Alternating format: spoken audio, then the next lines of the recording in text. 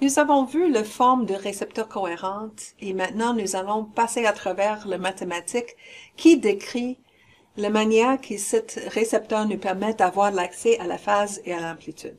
Donc, je fais référence encore à cet excellent article qui donne beaucoup plus de détails sur l'analyse mathématique. Donc, nous commençons ici avec le format de cet récepteur cohérente. Et j'ai remarqué avant que le coupleur 2 par 2 introduisait un déphasage qui est très, très utile pour nous.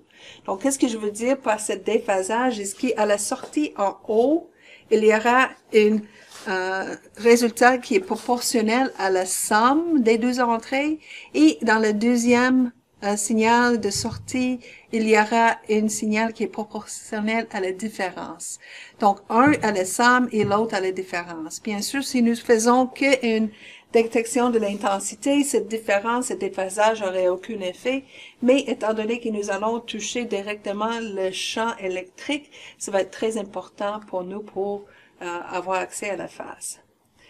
Donc, je vais juste mettre ici en bas maintenant les équations pour la sortie du coupleur en haut et le coupleur en bas, les deux sorties, qui sont une fonction de signal reçu et l'oscillateur local. Donc, je sais que ce signal, chacun est incident sur un photodétecteur. Et le photodétecteur, c'est un composant de loi carré, donc ça veut dire qu'il va mettre le champ électrique au carré pour livrer l'intensité. Donc, il y aura, par exemple, si nous prenons l'exemple en haut, il y aura l'intensité du signal, de signal reçu, il y aura l'intensité de la laser locale, mais à cause du battement qui ça fait à le photodétecteur d'avoir la somme des deux, le signal et l'oscillateur local, il y aura aussi ici un terme qui est proportionnel à le module de signal, le module de laser local, mais aussi à le cosinus de l'angle entre les deux. Donc, on voit ici, c'est la partie qui est importante, c'est qu'il y aura un terme à l'intérieur proportionnel au cosinus. Et nous aimerions isoler ce terme-là pour finalement avoir accès à l'amplitude, à la phase. Bien sûr, ici, il y aura aussi un terme qui est proportionnel à l'amplitude, mais nous mettons notre attention maintenant à la phase qui est la partie difficile à récupérer.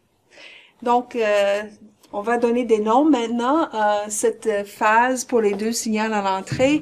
Donc, sigma sig, ça veut dire la phase du signal, et sigma L, ça veut dire la phase de l'oscillateur local.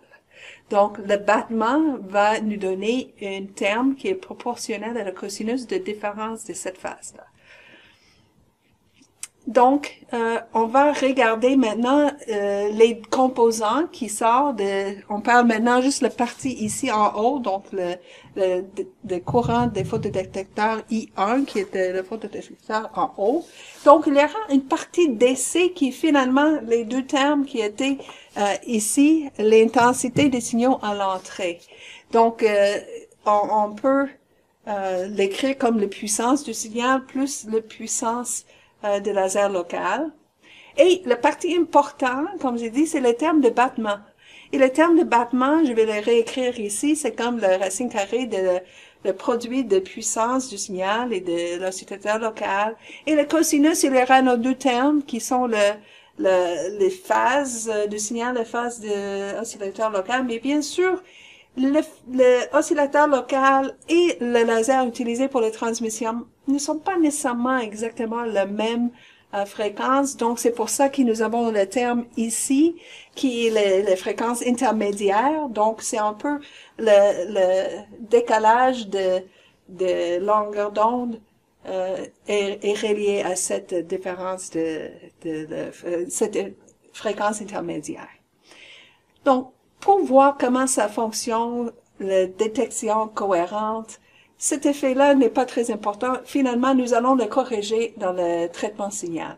Donc, pour notre interprétation maintenant, je vais juste le mettre à 0 parce que comme j'ai dit, ça peut être éliminé facilement et pour comprendre le fonctionnement ou la raison d'être de toute cette forme pour la réception, c'est plus simple de le mettre à zéro. Donc, nous continuons maintenant avec une autre interprétation, ce qui est interprété que c'est exactement la même longueur d'onde pour la réception. Et ça, on appelle le cas homodine. Des fois, le terme homodine, ça peut être utilisé dans différentes circonstances, mais disons que homodine veut dire que c'est exactement le même laser ou c'est exactement sur la même longueur d'onde. Donc, pour simplifier notre réflexion, nous supposons que la fréquence intermédiaire est zéro. Donc, notre partie importante, le terme de battement, maintenant, c'est proportionnel à la cosinus de la différence de ces deux phases. Donc, je vais faire une autre approximation et maintenant, je vais supposer que la phase de l'oscillateur local est zéro. Encore une fois, nous allons, dans un vrai système, utiliser le traitement signal pour suivre la phase et l'éliminer, cette dérivée de phase de l'oscillateur local. Une autre interprétation est que nous utilisons un laser de très bonne qualité. La largeur de raie est vraiment faible et à cause de ça, on peut négliger le changement de phase de l'oscillateur local. Donc, pour toutes ces raisons et surtout pour simplifier notre réflexion, nous allons supposer que nous avons finalement pas de déphasage dû à la laser local. Donc, ici, j'ai juste la phase du signal. Donc, j'ai parlé jusqu'à maintenant toujours de la sortie de photocourant pour le photodiode en haut. Donc, qu'est-ce qui arrive pour le photodétecteur en bas? Mais c'est presque identique. La seule différence, c'est le déphasage de 180 degrés. Donc, la seule différence, ça va être le signe ici qui change à un négatif au lieu d'un positif. À cause de cette introduction d'un déphasage de 180 degrés, ça change le signe ici avant la cosinus. Donc, I1 et I2 sont la partie qui est due à l'abattement, c'est presque la même, sauf qu'il y a une différence de signe. Donc, maintenant, le photocourant qui sort de mon détecteur cohérent est la différence de ces deux courants, et donc sera 2 fois le terme d'abattement. Étant donné que ici j'ai parlé juste de termes de battement, mais la partie qui était le terme d'essai, finalement on peut voir que les deux photodiodes voyaient la même partie d'essai. Donc, étant donné qu'ils sont des photodiodes balancés, quand je fais la différence des deux signaux, ce terme va s'annuler. Donc, c'est ce qui reste va être vraiment juste le terme de battement. Donc, c'est ce qui sort de I, il est vraiment juste ce terme de battement qui est proportionnel à la cosinus de la phase du signal.